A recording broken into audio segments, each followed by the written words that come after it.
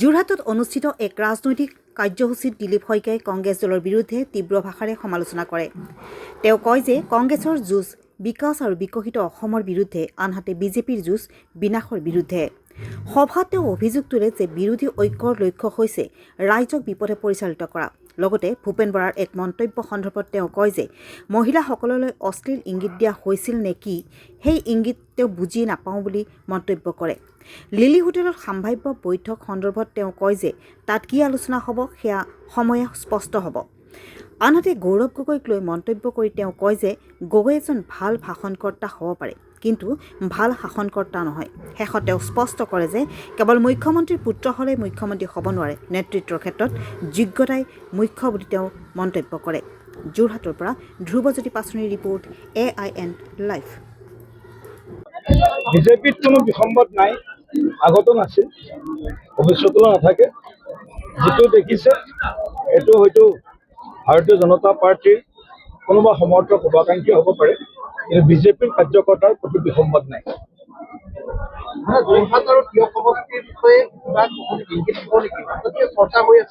যোৰহাটৰ 4টা সমষ্টি মই আগতেও ৰাতিপুৱা ক'লো আপোনালোকক, 4টা সমষ্টিত আমি নিৰ্বাচন খেলিম NDA হিচাপে, আৰু 4টা সমষ্টিত আমি ৰাইজৰ আশীৰ্বাদ বিচাৰি, ৰাইজৰ আশীৰ্বাদেৰে নিশ্চিতভাৱে 4টা সমষ্টিত আমি NDA হিচাপে আকৌ কৈছোঁ আমি জয়যুক্ত হ'বলৈ সক্ষম হ'ম। কিন্তু দেখা গৈছে যে কিহত এজন আপোনালোকৰ প্ৰাৰ্থীয়ে টিকট প্ৰত্যাশী এগৰাকী প্ৰাৰ্থীয়ে টিকট নাপালে তেওঁ নিৰ্দলীয় হিচাপে প্ৰতিদ্বন্দ্বিতা কৰিম বুলি কৈছে, এইটো বিসম্বাদ নহয়? কোনোবাই যদি ক'ৰবাত কৈছে, মই তেওঁলৈ অনুৰোধ থাকিব তেওঁ এনেধৰণৰ বক্তব্য যাতে ক'তো নিদিয়ে, কাৰণ দলৰ যিটো নীতি পৰম্পৰা, এই পৰম্পৰা অনুসৰি আমাৰ যিটো সিদ্ধান্ত হয়, সেই সিদ্ধান্তটোক সকলোৱে সন্মান জনায়। বিজেপিৰ কাৰ্যকৰ্তাই আমিও ইলেকশ্যনত আগতে বিচাৰি টিকট পোৱা নাছিলোঁ, এনেকুৱা দিন আমাৰো গৈছে, গতিকে আমি বিজেপি এৰা নাই। গতিকে বিজেপি আমাৰ তেজত আছে। যিসকলে টিকট নাপায় বিজেপি এৰিব খোজে, তেওঁলোক আচলতে মই ভাবোঁ যে অলপ আৰু বিজেপি বুজিবলৈ বাকী আছে। এটা কথা দেখা গৈছে যে ভূপেন বৰা নাৰী কল্যাণত জড়িত আছে। এতিয়া ভাৰতীয় জনতা পাৰ্টীলৈ অহাৰ পাছত ভূপেন বৰাই ভাৰতীয় জনতা পাৰ্টীত থকা নাৰীসকল সুৰক্ষিত বুলি আপুনি ভাবেনে? বিজেপিত আটাইতকৈ সুৰক্ষিত নাৰী সমাজ। বিজেপিতকৈ আৰু বেলেগ সুৰক্ষিত ৰাজনৈতিক মঞ্চ নাই য'ত নাৰী সমাজ সুৰক্ষিত হৈ আছিল বা হৈ আছে বা হৈ থাকিব। তাৰ আগতে ভূপেন বৰাৰ আগতে দুদিন পূৰ্বত এটা ভাইৰেল হৈছে ভিডিঅ', তাৰ পাছতে বিজেপিৰ পৰা যথেষ্ট ভূপেন বৰাক লৈ বহু মন্তব্য কৰা দেখা পোৱা গৈছিল। তাৰ 3 দিনৰ পাছতে ভূপেন বৰাই আমি এইবিলাক আকাৰ ইংগিত বুজি নাপাওঁ।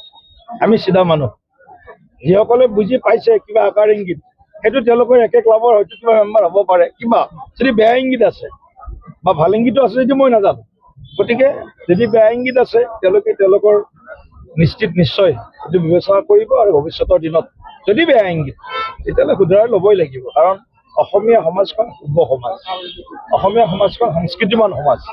এই সংস্কৃতিবান সভ্য সমাজখনত নিশ্চয় বুজাবি আকাৰে ইংগিতে হয় একচুৱেলি। গতিকে এইখিনি বুজি পালে মই অকল কাকো ব্যক্তিগত আৰু কথা ক'ব বিচৰা নাই।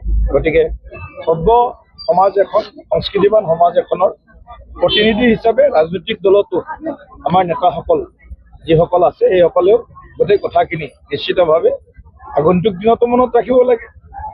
আৰু যদি কোনোবাই ভুল কৰেও, কেতিয়াবা মানুহতো আফটাৰ অল, মানুহে ভুল কৰিলে তাক শুধৰাই নিশ্চয় ল'ব লাগিব। যদি একে ভুল দুবাৰ কৰে, নিশ্চয় তেওঁৰ কিবা বেমাৰ থকা বুলি আমি গম পাম। বিৰোধী ঐক্যৰ সময় কি হ'ব? যেতিয়া তেওঁ চিট বিচাৰিছে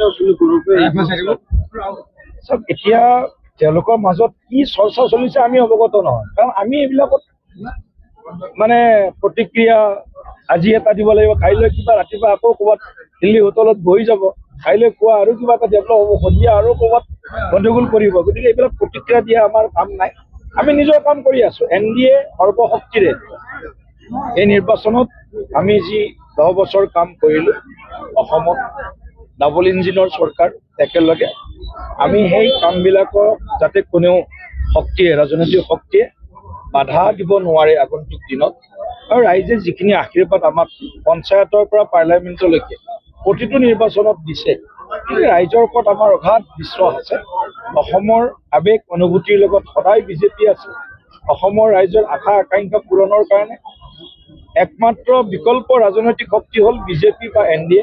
গতিকে বিজেপি NDA নিশ্চিতভাৱে বিৰোধীৰ যিটো আমি জানো যে ভূমিকা এটা থাকে, গণতন্ত্ৰৰ শক্তিশালী ভূমিকা থাকিব লাগে।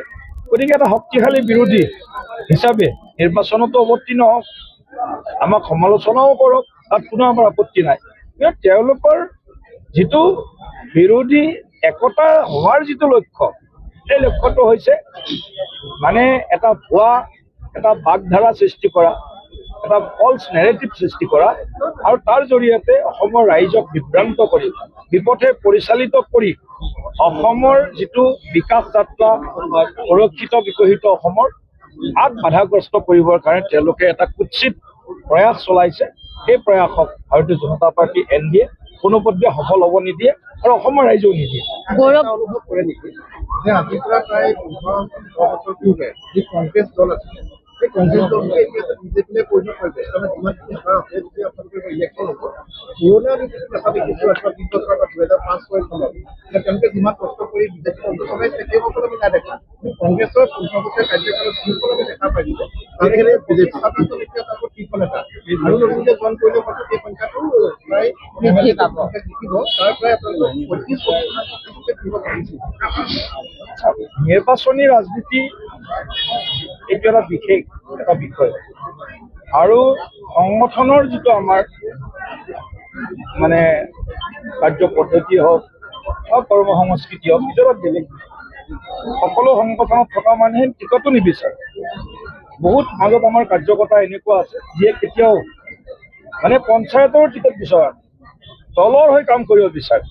সেই দলৰ হৈ কাম কৰিব বিচৰা কাৰ্যকৰ্তাসকল আজি মোৰ এই টিমটোত যদি আপোনালোকে চাবলৈ যায়, মোৰ টিমটোত আজি দলৰ হৈ কাম কৰি থকা 20 বছৰ, 25 বছৰ, 30 বছৰ ধৰি কাম কৰি থকা কাৰ্যকৰ্তাৰ সংখ্যা বেছি সংগঠনৰ টিমটোত। কিন্তু চৰকাৰখনৰ বিষয়টোত কেতিয়াবা কেতিয়াবা আমি ইয়াৰ বিভিন্ন ধৰণৰ যিটো এংগল থাকে, পেৰামিটাৰ্ছ থাকে, ইণ্ডেক্স থাকে, এই গোটেইবিলাক বিষয়ত নিশ্চিতভাৱে জিকাৰ সম্ভাৱনা, ছাৰ্ভে ৰিপৰ্ট ইত্যাদি যিবিলাক বিষয় থাকে, এইবিলাক বিষয়ে নিৰ্বাচনী ৰাজনীতিত প্ৰাধান্য পায়। তাৰ অৰ্থ এইটো নহয় যে তেওঁলোকে বিজেপিৰ নীতি আৰু স্থিতিৰ বিৰোধ কৰিব। বিজেপি আৰু নীতি আৰু স্থিতিৰ, বিজেপিৰ যিটো কৰ্মসূচী তাৰ লগত থাকি সমাহিতই আগবাঢ়িব লাগিব। ইয়াত কোনোবাই হয়তো কেতিয়াবা বিভিন্ন যিহেতু বেকগ্ৰাউণ্ডৰ পৰা লোক আহিছে, কোনোবা আঞ্চলিকতাবাদী বেকগ্ৰাউণ্ডৰ পৰা আহিছে, কোনোবাই হয়তো কংগ্ৰেছ, কোনোবা হয়তো অন্য বেকগ্ৰাউণ্ডৰ পৰা ছাত্ৰ সংগঠন, যুৱ সংগঠন কৰি আহিছে।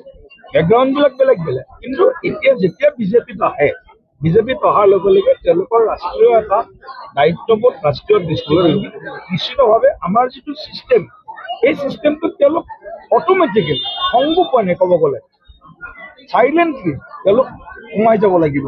তাৰ কোনো বিকল্প নাই। বিজেপি মহাসাগৰ, যে মহাসাগৰত এবাল্টিং পানী কোনোবা এখন নৈ উপনৈৰ পৰা আহিব পাৰে, কিন্তু সেই নৈ উপনৈখনৰ পানী মহাসাগৰখনৰ পানীত কিমান প্ৰভাৱিত কৰিব, বৰঞ্চ মহাসাগৰখন ঢৌৰ লগত তেওঁলোক একেলগে মিলিজুলি খেলি থাকিব লাগিব। এটা কথা যে যোৰহাটত দেখা গৈছিল যে বিগত লোকসভা নিৰ্বাচনত গৌৰৱ গগৈ জয় হৈছিলে, তাৰ পিছত আপোনালোকৰ নেতৃত্বত পঞ্চায়ত দখল কৰিছিল। কিন্তু এতিয়া যিখিনিয়ে বিজেপিৰ পৰা টিকেট নাপাই বিসম্বাদ আৰম্ভ কৰিছে, সেইসকলৰ ওপৰত আপোনালোকে কি ব্যৱস্থা গ্ৰহণ কৰিছে? গৌৰৱ গগৈ কথাটো মই ক'ব নাযাওঁ, কাৰণ গৌৰৱ গগৈ নিশ্চিতভাৱে গৌৰৱ গগৈ এজন ভাল মানে ভাষণকৰ্তা, ভাল বক্তব্য দিব পাৰে।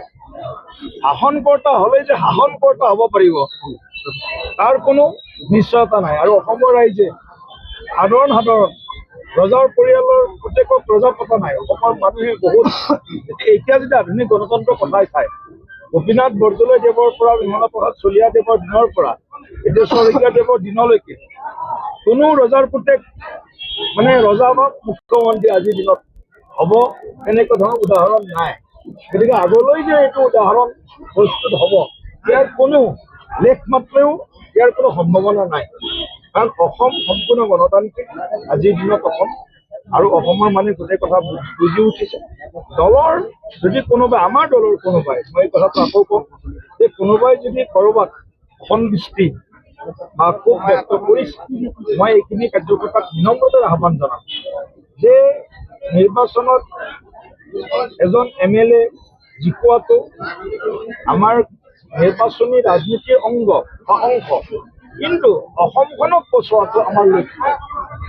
অসমখনৰ হৈ চিন্তা কৰিব লাগিব, বৃহত্তৰ চিন্তা কৰিব লাগিব, ৰাজ্যখনৰ সুৰক্ষা, ৰাজ্যখনৰ নিৰাপত্তা আৰু বিকাশৰ যিটো আমাৰ প্ৰগতি বা যিটো গতি, স্পীড এণ্ড স্কেল, এই দুয়োটা কামে কেনেকৈ আগন্তুক চৰকাৰখনৰ জৰিয়তে শক্তিশালী ৰূপত বাধাপ্ৰাপ্ত নোহোৱাকৈ আগবঢ়াই লৈ যাব পাৰোঁ। তাৰ কাৰণে মই বিজেপিৰ প্ৰতিজন কাৰ্যকৰ্তাক যদি ক'ৰবাত আপোনালোকৰ মতে যদি ক'ৰবাত অসন্তুষ্টি কিবা ক্ষোভ ব্যক্ত কৰিছে তেওঁলোকৰ প্ৰতি আহ্বান। গৌৰৱ গগৈ যি সমষ্টিয়ে পদত আছে, কাইলৈ যোৰহাটত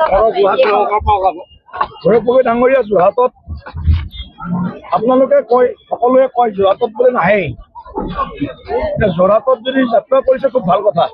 কমচে কম যোৱা 2024 চনৰ মে' মাহৰ পিছত গৌৰৱ গগৈ ডাঙৰীয়া যদি যোৰহাটলৈ আহে খুব ভাল কথা। যোৰহাটবাসীয়ে কেনেদৰে আদৰি লয় সেইটোৱে কথা। ইতিমধ্যে পঞ্চায়ত নিৰ্বাচনত যোৰহাটবাসীয়ে উত্তৰ দিছে। গতিকে জনপ্ৰতিনিধিৰ দায়িত্ব হ'ল ৰাইজৰ লগত সুখে দুখে থাকিব লাগে। এই পলিটিকেল টুৰিজিম কৰিবৰ কাৰণে নহ'ব। নিশ্চিত ৰূপত জনপ্ৰতিনিধি আজিৰ দিনত কোনেও বহি থাকিব নোৱাৰে, কোনেও শুই থাকিব নোৱাৰে, ৰাজনৈতিক দলৰ নেতাই।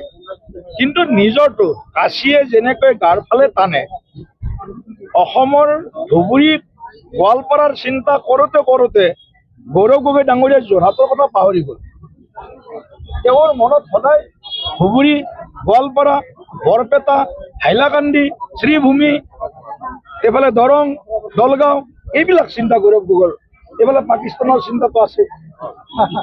গতিকে তেওঁৰ অসমৰ চিন্তা কৰাৰ তেওঁৰ হাতত সময় নাই, যোৰহাটবাসীৰ খবৰ লোৱা তেওঁৰ সময় নাই। যিটো মই আপোনালোকে যোৰহাটবাসীয়ে কৈছে, যোৰহাট নগৰৰ বহু বিশিষ্ট ব্যক্তিয়ে মোক কৈছে যে তেওঁক আমাৰ সুখ দুখটো বাদেই দিয়ক, আমাৰ খবৰ ল'বলৈ তেওঁৰ আহৰি নাই।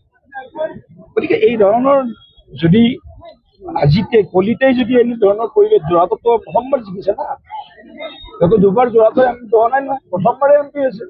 যে যি মূলা বাঢ়ে তাৰ দুবাৰতেই চিন, মৰ্ণিং শ্ব'জ দি দিয়ে। যদি প্ৰথমবাৰ জিকোতেই যোৰহাটবাসীক এনেধৰণৰ বঞ্চনা, এনেধৰণৰ যোৰহাটবাসীক যদি মানে একেবাৰে একাষৰীয়া কৰি থৈ দিয়ে, ভৱিষ্যতৰ দিনত আৰু কি হ'ব পাৰে যোৰহাটৰ প্ৰবুদ্ধ জনগণে নিশ্চয় এই কথাটো ইতিমধ্যে বুজি উঠিছে। কংগ্ৰেছৰ যিটো যুঁজ, খিলঞ্জীয়াৰ বিৰুদ্ধে যুঁজ, কংগ্ৰেছৰ যুঁজ হ'ল ভাৰতক ভাল পোৱা, অসমক ভাল পোৱা শক্তিৰ বিৰুদ্ধে। আৰু যিসকলে ভাৰতৰ বিৰুদ্ধে ষড়যন্ত্ৰ ৰচনা কৰে, অসমক অস্থিৰ অশান্ত কৰিব বিচাৰে, সেই শক্তিৰ সমৰ্থনত গৌৰৱ গগৈ কংগ্ৰেছ দল। গতিকে খিলঞ্জীয়া প্ৰকৃত থলুৱা অসমীয়া মূলৰ মানুহৰ বিৰুদ্ধে যিসকলে ষড়যন্ত্ৰ ৰচে, সেই শক্তিৰ সমৰ্থনত আৰু যিসকলে আমাৰ নিচিনা যিসকলে ৰাজ্যখনৰ স্বাৰ্থ, ৰাজ্যখনৰ খিলঞ্জীয়া মানুহৰ সুৰক্ষিত ভৱিষ্যত, অৰ্থনৈতিক নিৰাপত্তা, সামাজিক নিৰাপত্তাৰ যি চিন্তা কৰে ভাৰতীয় জনতা পাৰ্টিৰ দৰে, তাৰ বিৰুদ্ধে তেওঁলোকৰ যুঁজ। অৰ্থাৎ এফালে বিকাশ আমাৰ, আনফালে বিনাশ গৌৰৱ গগৈৰ কংগ্ৰেছ পাৰ্টি। বিনাশৰ যুঁজখন বিকাশৰ বিৰুদ্ধে কৰিম বুলি কৈছে। আমি বিকাশৰ যুঁজখন বিনাশী শক্তিৰ বিৰুদ্ধে কৰিম। যিকোনো খবৰ আৰু বিজ্ঞাপনৰ বাবে যোগাযোগ কৰক 7896121996।